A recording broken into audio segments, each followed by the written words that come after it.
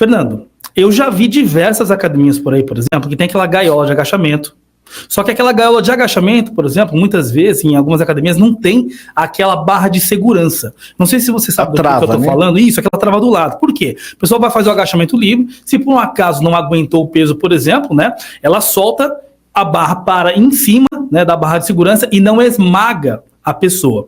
Só que existem, por exemplo, diversos relatos na internet, e eu conheço até pessoas, por exemplo, que ou ficaram com fraturas na coluna, ou ficaram paraplégicas, né? Mas não conheço nenhuma que teve morte. Mas já vi na internet também morte por esmagamento, porque a barra caiu em cima da pessoa, porque a gaiola de agachamento ela não tinha a trava de segurança. A pergunta que eu te faço é, quem responde nesse caso? É a academia, é o profissional que estava ali e não viu, tá? Ou é o fabricante do aparelho? No Código de Defesa de Consumidor, quando se trata da relação de consumo, todos respondem, todos os fornecedores de produtos ou serviços respondem, todos da cadeia. O prestador de serviço final, o fabricante, então todos deverão... Todo mundo no bolo. Todo mundo entra no bolo. Mas todo mundo é condenado da mesma forma? A responsabilidade é igual de todo mundo? A responsabilidade é igual de todo mundo. Tá? Agora, o que é necessário verificar com relação ao fabricante? Foi um erro ou um defeito na fabricação do equipamento? É a pergunta que deve ser feita. Tinha um defeito no equipamento? Um defeito de fabricação do equipamento? Ou o equipamento...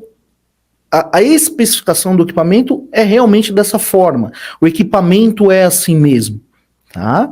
Então, essa é a pergunta que tem que se fazer. Porque se o dono da academia comprou o aparelho já com aquelas especificações de que não tinha a barra de segurança e a especificação era essa, não houve nenhuma falha de fabricação, então o fabricante não responde. O fabricante não tem culpa, tá? Porque ele já comprou dessa forma, não foi um defeito na fabricação. Então, mas não é um erro técnico? É um erro. Aí o que acontece? Deveria, porque o dever do prestador de serviço é informar de maneira ostensiva e clara a característica desse equipamento.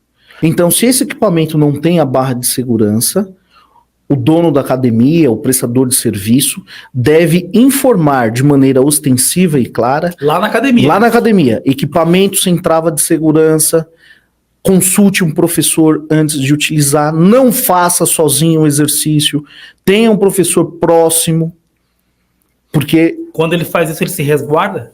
A academia se resguarda? Ela deve... É um ponto a mais para ela poder se resguardar. Porque se acontecer, estava escrito aí. Exatamente.